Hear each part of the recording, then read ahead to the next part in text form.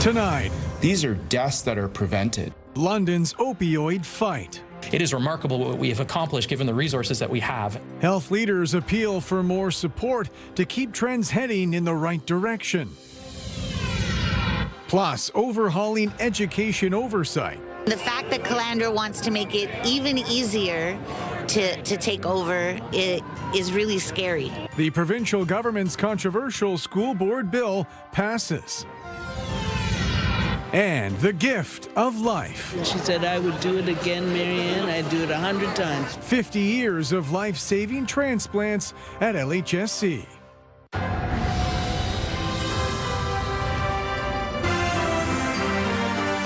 CTV News with Carlyle Fiset. Good evening. Thanks for joining us. We begin tonight with a new public health report today on the local opioid epidemic. Deaths and emergency room visits are down for a third straight year. However, as Brian Bicknell reports, the message from local health leaders is far from complacent. We need to continue to have more robust access to addiction services, as we're seeing through the RAM clinic. We need to continue to have access to consumption and treatment facilities where we can keep people alive. At the end of the day, in the absence of those services, they will die. The medical officer of health offering up a sobering prognosis on the opioid crisis. While positive trends are emerging, the latest figures show there continues to be an uphill battle. According to the Public Health Opioid Report, local emergency department visits related to opioids were down more than 55% in 2024 from their peak during the pandemic in 2021, with the rate of more than 90 visits per 100,000 people. Despite the decrease, EDs still treated nearly 500 opioid overdoses. Meantime, there were 72 opioid-related deaths, representing 12.1 per 100,000 people, a 51% decrease from the peak in 2021. It is remarkable what we have accomplished given the resources that we have. The health unit was joined by others on the front lines of the opioid crisis, calling for more provincial and federal funding for preventative health interventions and surveillance initiatives. So to keep this momentum going, I'd offer that we need sustained provincial support for evidence-based addictions care. We've essentially seized enough fentanyl to wipe out the majority of this community. London's police chief also on hand to provide an update on the open-air substance use strategy. Tai Trong says LPS is on track for a record year in fentanyl seizures, impacting organized crime. The seizures that our people have received and have stopped from hitting the streets, these are deaths that are prevented. A police chief also using this opportunity, making a strong pitch to keep the police budget intact. Recently, the Police Services Board voted to shave $1.5 million off the 2026 LPS budget of $195 million. I can't have every single year a reduction in the police budget because something's got to give. And we're trying to really meet the needs of this community. Brian Bicknell, CTV News. The provincial government passed its controversial education bill today, now set for royal assent tomorrow. The legislation has garnered plenty of criticism, the critics who say it will silence student, staff, and parent voices. Siobhan Morris reports. I declare the motion carried. Cheers and jeers as Bill 33 passes its last legislative hurdle.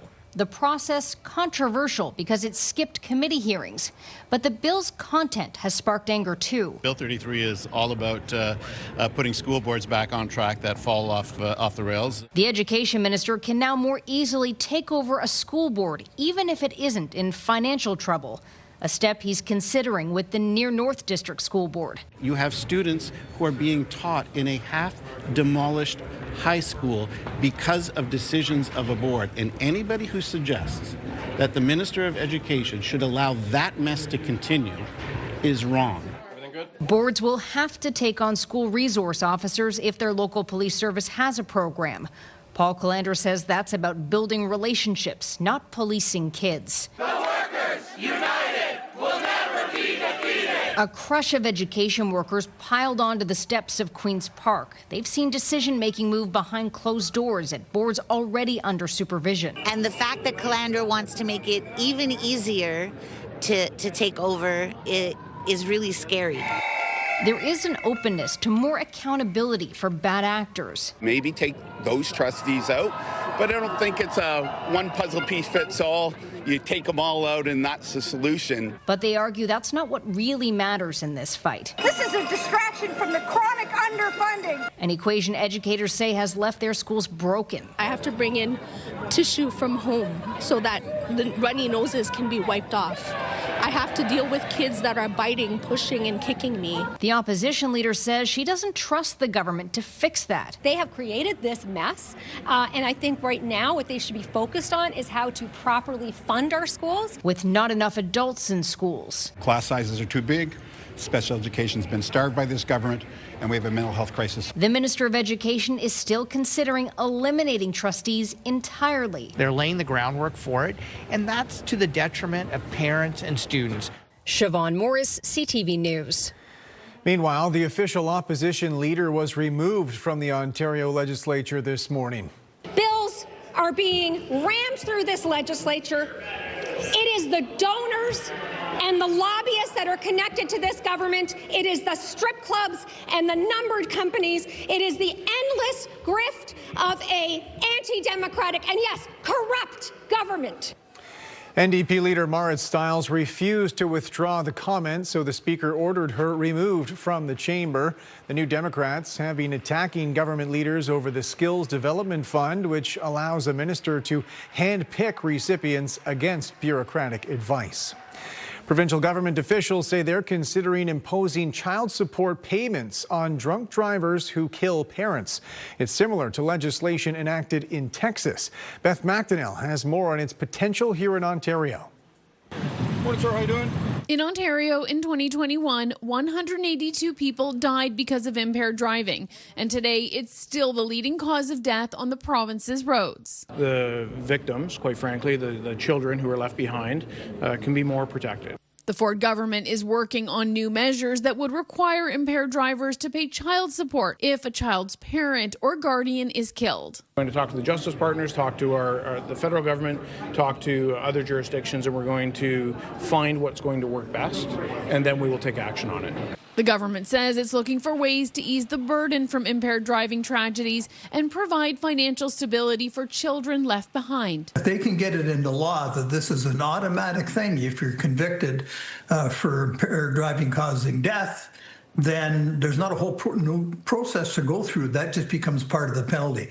So I don't see any negatives to it. In 2023, the government says Texas introduced a requirement when impaired drivers kill a parent or guardian and are convicted of intoxication manslaughter, they must pay child support until the minor turns 18 or graduates high school. The leader of the opposition says the province needs to look at every tool available and will look at the proposal. But honestly, this government's been in power for 8 years now, and they don't seem to have made much effort in that direction, unfortunately.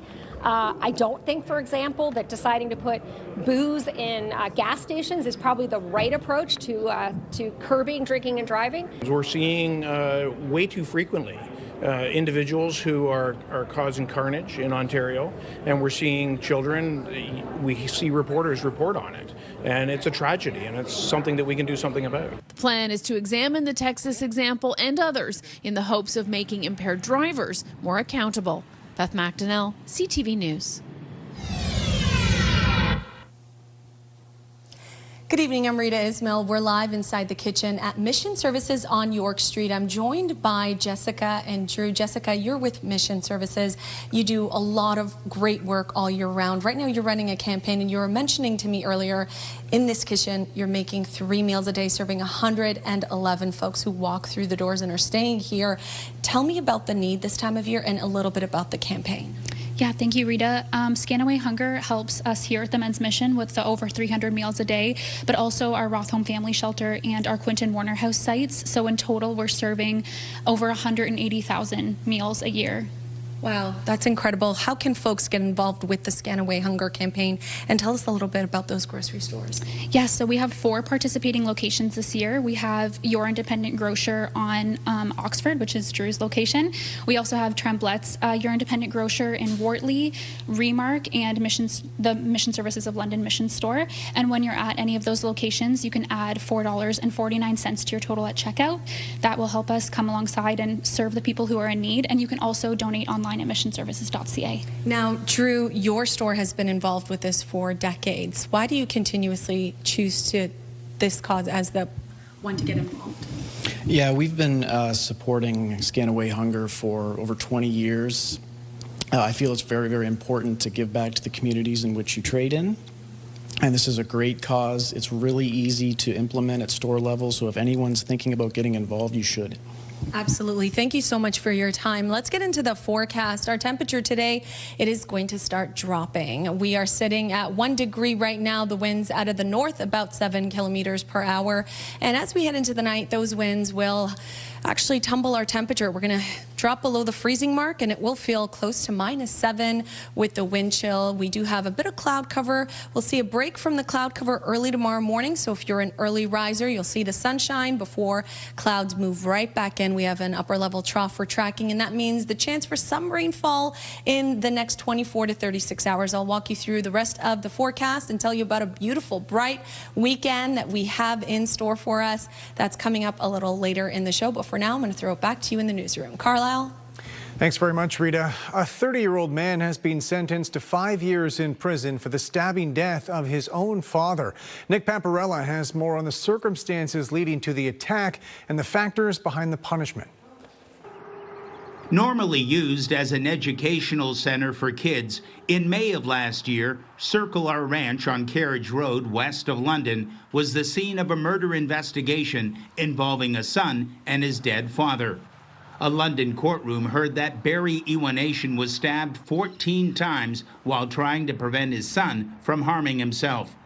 Charged with second-degree murder, his 30-year-old son Nicholas Russell Iwanation pled guilty to the lesser charge of manslaughter.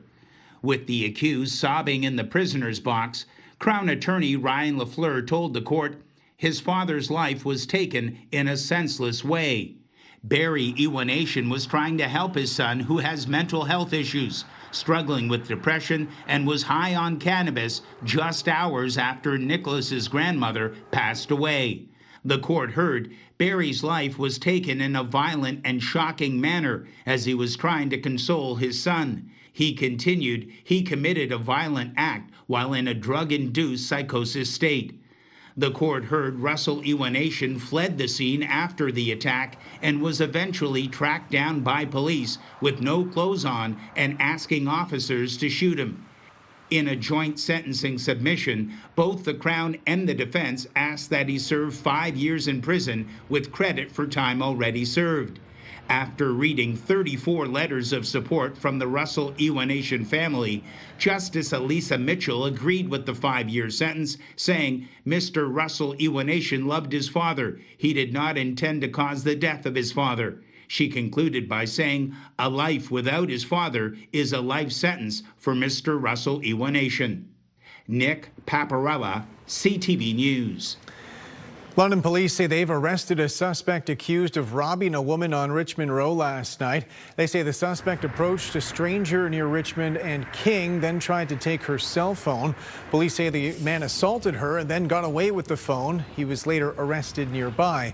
Police say the suspect remains in custody after a court appearance earlier today. Authorities in Huron County say they've closed a popular pedestrian bridge because of extensive vandalism. Wingham's Rail Trail Bridge is now closed indefinitely. Officials say someone tried to steal the bridge's railings. According to police, the vandals used power tools, causing thousands of dollars in damage. Police say an intensive inspection is now necessary before the bridge can reopen. London City Councillor Susan Stevenson says she has stopped attending committee meetings in person because of a culture of silence at City Hall. She says she's been experiencing ongoing disrespect and harassment. With more on those claims, here's Daryl Newcomb. I'm looking for my colleagues' support, quite frankly, to ensure that I do have a safe space. On Tuesday, Councillor Susan Stevenson revealed that she's been attending committee meetings remotely because of what she calls disrespect and harassment, only deciding to speak out publicly when debate turned to a province-wide campaign about respect and civility in municipal government. The mayor and Councillor Hopkins brought forward a motion asking us all to take a pledge in terms of respect that hasn't been the way things have been here for the last couple of years. Stevenson did attend the public meeting about the 2026 budget in person, but sat on the opposite side of council chambers, leaving her usual seat empty. This is how she describes the harassment and disrespect that she's experienced. Comments and sort of chanting coming while I'm trying to speak. It's my turn to speak at the mic. I'm talking about comments on social media that call into question my ethics. And I'm talking about the sort of shaming type comments that, again, question my character. Stevenson is choosing not to identify those involved, but says she has previously reached out to 2 members of council about their behavior and then subsequently contacted the mayor. Stevenson claims only one of the 2 councillors responded. There's this culture of silence, it seems, here, where we don't talk about anything that's wrong, right? We don't talk about, we just don't talk about anything that makes us look bad. Stevenson herself has been the subject of 2 Integrity Commissioner findings. One that her persistent questioning crossed the line into bullying a deputy city manager, a finding she still disputes. She was also found to have violated the code of conduct with a social media post that included a picture of an identifiable homeless man, along with references to graffiti and criminality. Stevenson has not followed advice to contact the Integrity Commissioner, citing the cost to the taxpayer for a situation she believes she can manage herself. I find my own ways to get things done. I can attend remotely, I can put things in writing. It's not stopping me, so why would I burden the taxpayers? Mayor Josh Morgan tells CTV News he must respect confidentiality when any councillor reaches out, but takes all such matters seriously, adding he would always help a councillor know what their options are and the avenues to access them. Daryl Newcomb, CTV News. Enthusiastic turnout last night for the final public meeting before budget deliberations begin tomorrow. We hear about strategies, long-term visions, 5-year plans. But people don't live in strategies, they live in tents. It'd be really great if some of that money could be used to, make London a little bit more affordable. The last 2 years of tax spikes were so high. You would be absolutely amazed and impressed with what young people can do if you empower them. Guelph and Hamilton have proven that multi-residential composting systems can be successful. 21 Londoners told City Council about their priorities for the 2026 budget. Mayor Josh Morgan has proposed a 3.6% property tax increase ahead of a municipal election year. After the meeting, he acknowledged public concerns on affordability, but said the city has few options to meet rising demands for services. I think our investments are aligned with what Londoners are asking for. The challenge is municipalities continue to be stretched for resources, and we don't have a lot of places to go besides property taxes, user fees, and grants from other levels of government. The U.S. Senate has now approved the bill calling on the American Justice Department to release all of the files on convicted sex offender Jeffrey Epstein. That leaves the bill in President Donald Trump's hands, awaiting his signature. But as Joy Malbon reports, even if he does sign it, there will still be obstacles ahead. The Senate has passed the bill under unanimous consent.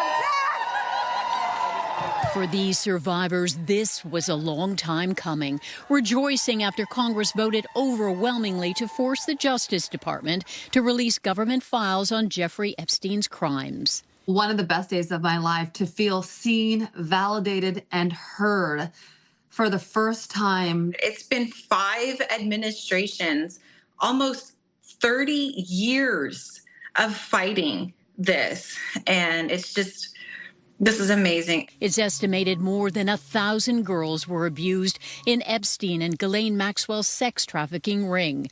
The bill to release the records expected to be signed into law by the president, who for weeks resisted and has the power to do it now, but bristled when asked why he doesn't. I have nothing to do with Jeffrey Epstein. I threw him out of my club many years ago because I thought he was a sick pervert. But I guess I turned out to be right. The bill compels the Justice Department to make public the Epstein records within 30 days. But President Trump demanded new investigations that could delay or stop their release, singling out Democrats like former President Bill Clinton and former Treasury Secretary Larry Summers. When pressed on a timeline, information that has come for there's information that new information, additional information, and again, we will continue to follow the law, to investigate any leads. Many of the survivors just want the truth to finally come out, asking the president for the complete release of all the Epstein-related files without delay or redactions. Joy Melvin, CTV News, Washington. Officials at London Health Sciences Centre celebrated 50 years of the hospital's multi-organ transplant program today. As Sean Irvin reports, in the decades since its creation, there have been thousands of success stories. On this day, Marianne Crossett gives loving care to her sister, Margaret Reardon, as she battles Alzheimer's disease. But 50 years ago, it was Margaret who gave Marianne the gift of life. These sisters were among the first to benefit from the multi-organ transplant program at LHSC, which today marks 50 years. I'm so grateful to have had my sister. She's been so special and still is. There are thousands of success stories in the decades since that transplant. Some are in this room. More than 1/3 of transplants at LHSC are made possible thanks to living donors. Past recipients, current and retired doctors, nurses, and program staff all came together to thank those who gave a piece of themselves to save a loved one, friend, acquaintance, or stranger. Could I do it? And you know what? Some days yes, some days no, and it's incredible, and I'm in awe of you. And 50 years on, that appreciation continues between two sisters. It was hard on her. But she was never sorry she did it. She never regretted. She said, I would do it again, Marianne. I'd do it 100 times. A message Marianne hopes other potential donors will hear. After all, giving the gift of life is now made with less risk and fewer scars than it was a half-century ago. New and future innovations also hold promise. At some point, we will be able to eliminate some forms of kidney disease. There's no doubt. I have said this for many years, that I firmly believe that at some point we won't need to rely on kidneys from either living donors or deceased. But until then, donors are very much needed to give the ultimate gift to grateful recipients. I feel very lucky, fortunate, whatever word you want to use, and I intend to live to 100. In London, Sean Irvin, CTV News. Still ahead, no bench, no problem. The local high school basketball team heading to OFSA with just enough players. The tee-up is coming up next.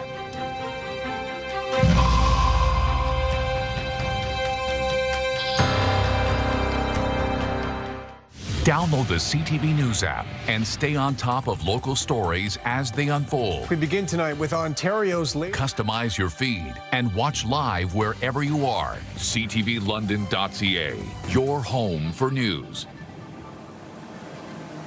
It's the final weekend for you to check out the Dream Homes, because next week, Thursday, is the end of this fall Dream Lottery. You want to get your ticket at dreamitwinit.ca, because somebody's got to win, and it might be you, but not if you don't have a ticket. I am joined by Scott Fortnum, CEO and President of Children's Health Foundation. And Scott, it is the season of giving after all, and I'm thinking one of these tickets might be a good Christmas gift. A great Christmas gift, the season of giving, the season of winning. You know, Sherry, since 1996, more than $65 million has been raised by Dream Lottery, supporting our hospitals. So that is the spirit of giving. Get your tickets. One ticket makes a huge difference. Sure does. And I got to tell you about London's largest 50-50. Plus, don't forget the Making a Difference calendar. A whole year's worth of winning. That's right, a winner announced every single day, starting January 1st. Go to dreamitwinit.ca, get your ticket for your chance to win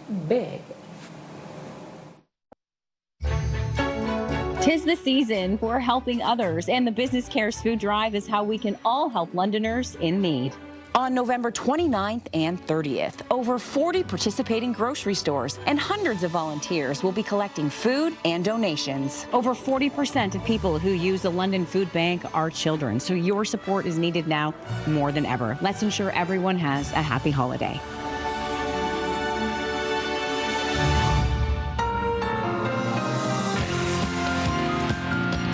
Well, welcome back. It's the Tee Up with Brent Lail. And Brent, the London Knights are climbing the standings, and they're hitting the road for a 3-game trip starting up north. Yeah, the Grinch is in town at Canada Life Place, so that means London heads east, starting in North Bay tomorrow night. He'll wheel in across the line. Here's a catch. Walls shooting. He's ours. The team's in first place, and that's the biggest part of it. The team's winning games, and that's what the Hunters love to do. And I'm glad I could be here while we're winning games. With a 7-3 record in their last 10, they've taken over top spot in the Midwest Division. Their winning ways have coincided with the acquisition of Brady Wasslin from Niagara. 6 goals, 11 points in 9 games with London. He's got a gift out there. He's, very good with the puck, can see layers in that, defensive zone. He's been everything that we hoped he would be. His hockey sense is outstanding. It looks like he's playing a video game. He knows where all 9 other guys on the ice are. He makes guys better. You want to play with him. I could be as happy as I could with my personal play, but I do have to say I've had some great passes from Sam O'Reilly, and Benny's had set me up quite well. It's easy to be great when the guys around you are great. Now, it's been a special couple days of celebrating for a London football player. Yeah, Zach Fry tells me he hasn't slept much in the past 2 nights. The offensive lineman won the Grey Cup with the Riders and went to the massive parade yesterday. It's just a sea of green. Everyone's wearing green. You see all the jerseys. Everyone's just a super fan out here, and it really is the best place to play in the CFL.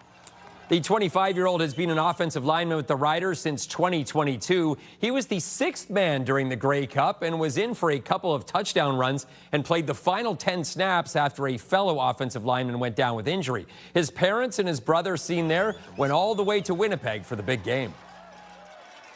It still kind of doesn't feel real. I know. I remember waking up the day after, and it kind of felt like we still had another game to play, another week to play. But it's the season's over. It's a long season, and the coaching staff, the fans, the management, everything here is just so awesome. So it was a great year, and I can't wait to try to do it again. Now it's the final week of the winter high school sports season, and Brent, multiple local teams are heading to OFSA. Yes, CCH will play in Monday's Western Bowl against Bishop Orion from Hamilton after the Crusaders won the city title. No greater opportunity than the one staring us down this week. It'll be really exciting. We going back there from last year. We got a really strong team this year. I'm working forward towards this all year. I watched a little bit of film on them, so should be good. A couple of the guys went down to the game. Should be pretty good. Go. They have a good running back, so I think our defense can stop them. And I think if we play anything like we did in the city championships on offense, get things moving in the air and running, I think we'll be fine. As the Crusaders, for the 25th time in their school history, are TV Raw champions. It's definitely exciting. A little bit of an emotional one, knowing it was our last one in high school. But knowing we still have one more game, I think that will be the more emotional one. But it's really exciting.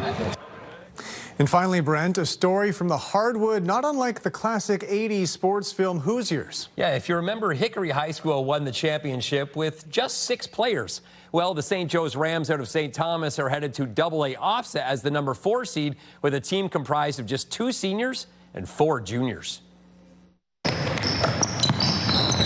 It's a Cinderella story out of St. Thomas. We were calling them 6 strong. The St. Joe's Rams, with 1 grade 12, 1 grade 11, and 4 grade 10s, are headed to OFSA. We're not going there just for the experience. We're going there to win some games. We've been battling with injuries. We've lost some key players, but I feel like we're pretty close as a team, and we just kind of round around each other. The Rams destroyed their competition in the playoffs and at WASA. They are young, but talented. Every one of the juniors that we have here is hardworking, and they earn their spot on the team. And it's an interesting dynamic having our team captain also be a grade 11. So we're just a young team, and it's just an awesome experience to have bring up all these new players to have the experience of offset. It's not step by step all the time. It always changes. To add some depth at provincials, they've brought along 4 more juniors for the ride. It's going to be great, yeah. Instead of just one sub, it would be great. This school has a long history of winning provincial championships, dominating for the span of a decade.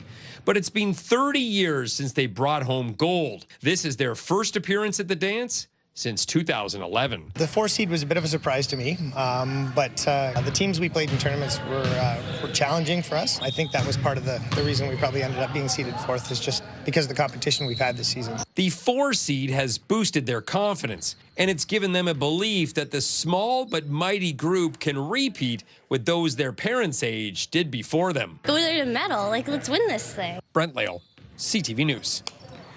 Heading back to Mission Services now, rejoining Rita Ismail, who's live on location for us tonight for a look at the forecast. Rita, over to you.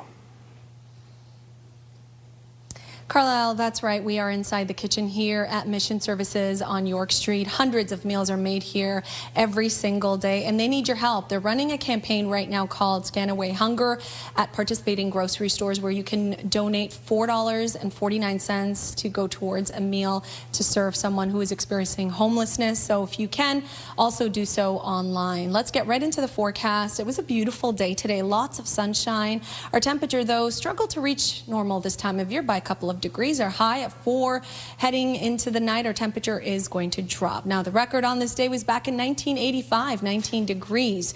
As you can see, our temperatures have started to drop. We're ranging anywhere between the 1 degree mark in Mount Forest down to 3 in Sarnia, and it'll get even colder tonight as we have clearing conditions overnight. A few clouds right now, but we'll have a bit of a break overnight from the cloud cover, which will allow the temperatures to drop and that north wind to make it feel close to about -7 by tomorrow morning. There's that upper level trough we're tracking. It will cross over the Great Lakes region tomorrow, and what that means for us is increase in cloud cover and the chance for some passing showers overnight Thursday into your Friday morning, but after that it will be beautiful and bright. So here's that break. If you're up early tomorrow before 9 a.m., you'll see a little bit of sunshine before that swath of cloud moves in, and then some passing showers, very light, if anything, clearing out by about 9 a.m. right across the region. By Friday, we'll be into sunshine, and we'll hold on to that heading into Saturday and Sunday, and it looks beautiful.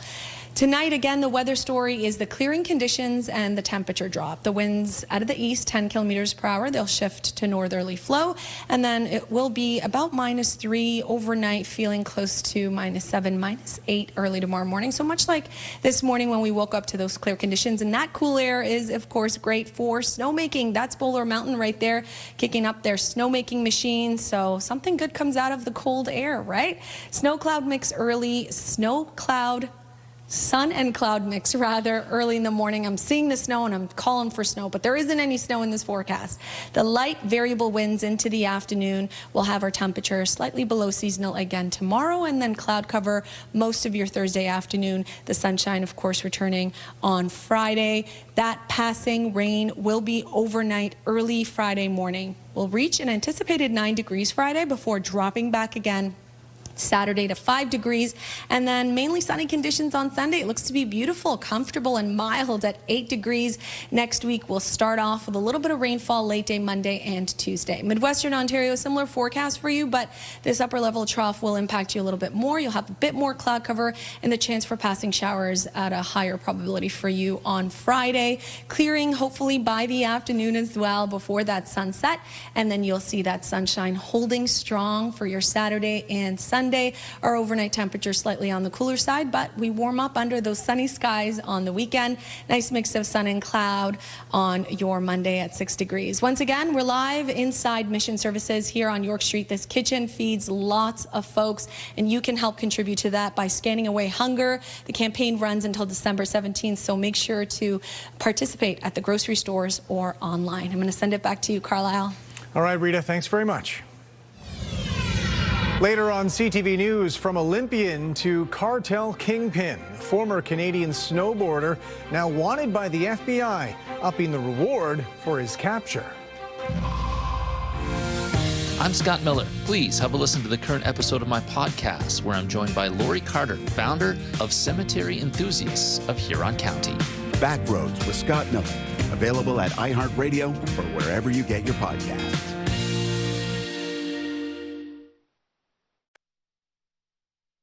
The glitz, the glamour, the red carpets. Award season is here. Tonight we have the CMA Awards live in Nashville. We'll break it all down for you tomorrow morning. The winners, the losers, if there's another slap. To the Will Smith reference? Yes. The provincial government is promoting energy-efficient appliances. This initiative will help reduce overall 3,000 megawatts of power from the grid. It is equivalent to 1.5 Pickering nuclear generators being removed. 3,000 megawatts is power for 3 million homes. So it is good for the environment, yes, but is most importantly good for the economics of everyday families who are struggling in this new world order. The Home Renovation Savings Program initially provided rebates for energy-efficient renovations and improvements. It now includes rebates up to $200 for energy-efficient appliances like fridges and washing machines. The program's expansion is part of a previously announced provincial government commitment to spend nearly $11 billion on energy efficiency over the next decade plus. Honda is recalling more than 260,000 vehicles in Canada and the U.S. because of a software error. Company officials say the recall affects Honda Accord hybrid models between 2023 and 2025. They say the issue could cause a power loss while driving, which could lead to a crash. They say owners can bring their vehicles to a Honda dealership to get them reprogrammed. A man from the Toronto area says he's been handed a hefty medical bill after suffering a heart attack in Alberta. As Pat Foran reports, it's a case where travel health insurance could have applied. Instead, he's being charged thousands of dollars. Surprised. Doug McGinley of Oakville has always purchased travel medical insurance when going to the U.S. or if vacationing outside of Canada. But he didn't have travel health insurance when he went to Alberta this past summer. He had chest pains and ended up in hospital in Medicine Hat. They admitted me into the ER and performed a few tests and determined that I was either suffering or had suffered a mild heart attack. McGinley had to be flown by air ambulance to Calgary for emergency treatment. I said, "Who's paying for this?" He goes, "Don't worry, you're covered." He says he was given excellent care, but he was shocked last month to get a bill from Alberta Health Services for ambulance charges of over $12,000. The flight is not covered under Alberta or Ontario health plans. I was told it was covered, and they came back and they said, "Transportation is not covered under the Healthcare Act. You owe us the money." When CTV News reached out to the Ontario Health Ministry, a spokesperson said only services received in publicly funded hospitals are covered. Out-of-province ambulance charges are not covered and are the responsibility of the patient. The number one item that is not covered travel within Canada is ambulance coverage, whether it be off a mountain skiing in BC or what happened to this individual. Martin Firestone with Travel Secure says most health services are covered when traveling within Canada, but there are exceptions. Provincial health plans don't cover ambulance, air and ground, mountain and sea rescue, emergency dental services, medical equipment rental, and prescription drugs. Firestone recommends purchasing a product called Travel Within Canada, which is less than $1 a day. It is available, and some people now, after hearing this story, may say it might be wise to invest in that. McGinley says he appreciates the care he received, but didn't know he would have such an expensive ambulance bill to pay. If it can help somebody else avoid the situation I'm in, that's great. Pat Foran, CTV News. Markets on both sides of the border rebounded today. In Toronto, the TSX gained almost 250 points. In New York, the Dow gained 47. The Nasdaq was up 131. The Canadian dollar was down about 1/5 of a cent. On commodities, gold climbed about $16 an ounce, and oil dropped $1.42 a barrel. Coming up, Nativity Scene Takeover, the Midwestern Ontario community showcasing thousands on display. Dallas Smith is bringing a special one-night-only unplugged show to Centennial Hall on November 29. And Pure Country 93 and CTV London have your chance to win. Enter online at ctvlondon.ca for your chance to score a pair of VIP tickets. Welcome back. The RCMP were part of a media briefing today in Washington alongside the FBI and the U.S. Justice Department. They're looking for Ryan Wedding, a former Canadian Olympian, now on the FBI's most wanted list. With more on the new charges and the search, here's Mike Lecouture. The reward for Wedding's arrest has been upped to $15 million American, a significant amount for someone that law enforcement says is a major drug kingpin. Ryan Wedding is a modern-day iteration of Pablo Escobar. Law enforcement in Canada and the U.S. are calling the former Canadian Olympic snowboarder the leader of a transnational criminal enterprise.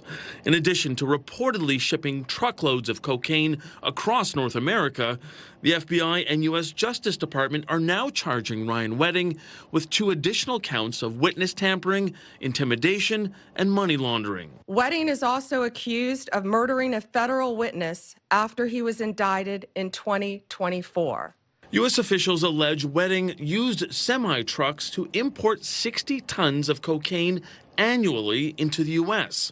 That amount of drugs is the same weight as 40 standard cars. Ryan Wedding is extremely dangerous. He's extremely violent, and he's extremely wealthy. He's being protected by the Sinaloa cartel, along with others in the country of Mexico. American law enforcement has been working with the RCMP because of his links to Canada and his alleged connection to 4 murders in Ontario. It's believed his vast network includes a former Mexican law enforcement officer and money launderers from Italy and the UK.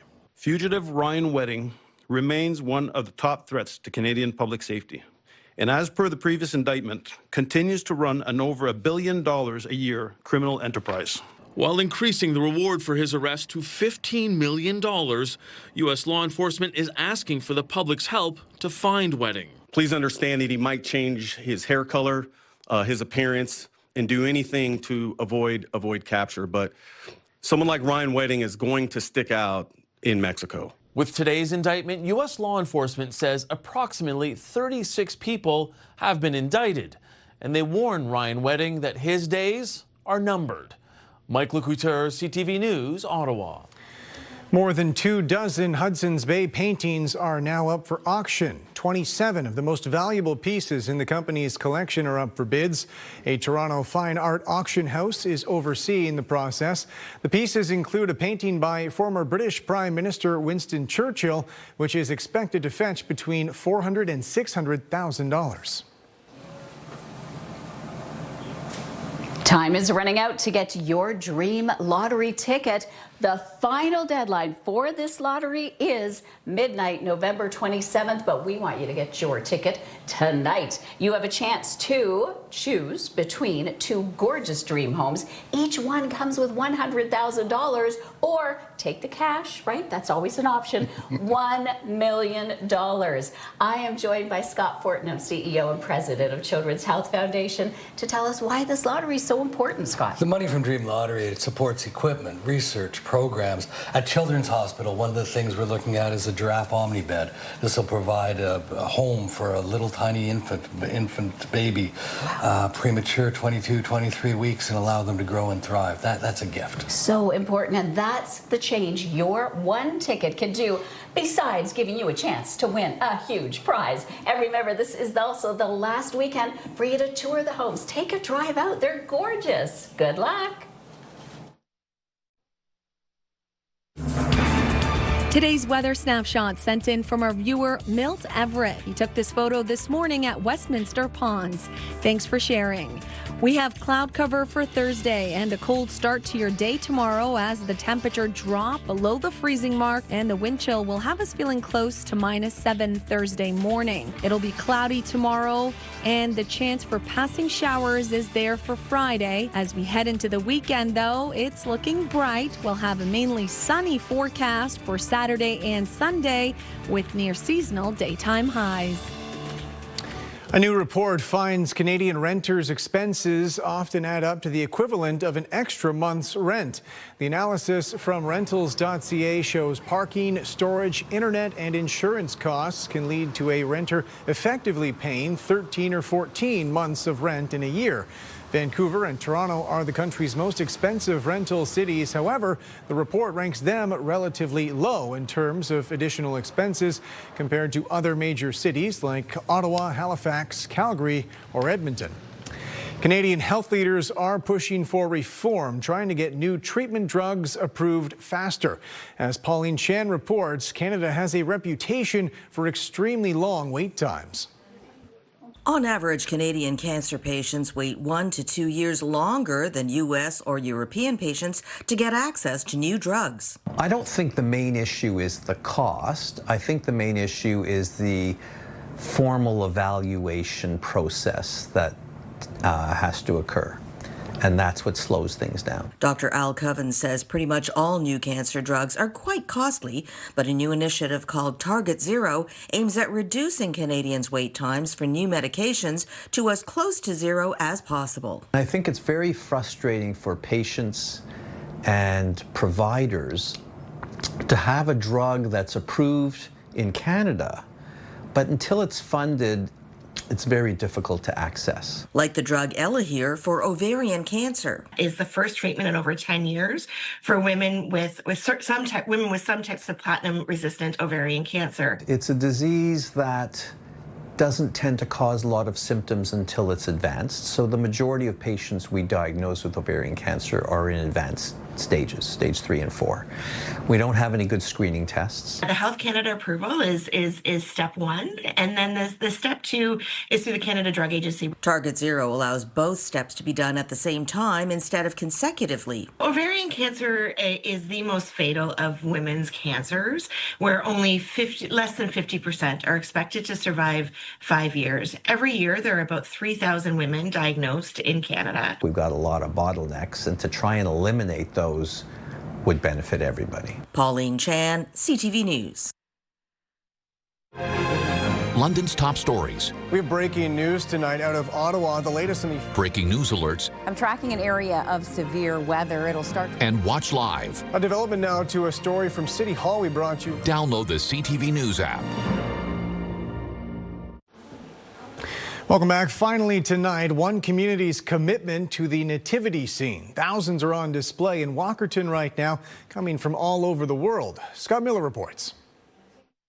The annual Thousands of Nativities tour has returned to Walkerton. Nativity scenes from around Grey and Bruce County and from as far away as England and California now grace the rooms of the Church of Jesus Christ of Latter-day Saints in Walkerton. Well, I like the displays, and they remind me too of Europe too. You know, it's kind of a total Christmassy feeling, what everybody should get, if possible. Nearly 3,000 nativities are on display. Many are made of typical materials like ceramics or wood, but some are incredibly unique, like one made in Israel from olive wood, or another made from bronze nuts and bolts, or another made from intricately spliced paper.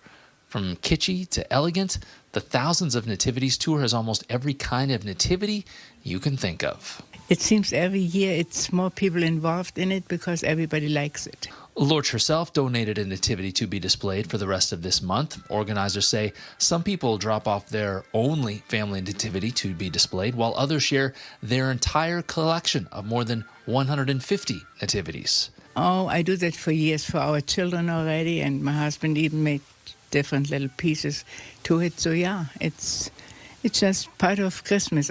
More than 300 churches across Ontario have helped source nativity scenes for this epic display. Tours start November 20th and last until the 30th at the Church of Jesus Christ of Latter-day Saints in Walkerton. I think it gives a lot of peace to people who don't know where to find it anymore. In Walkerton, Scott Miller, CTV News.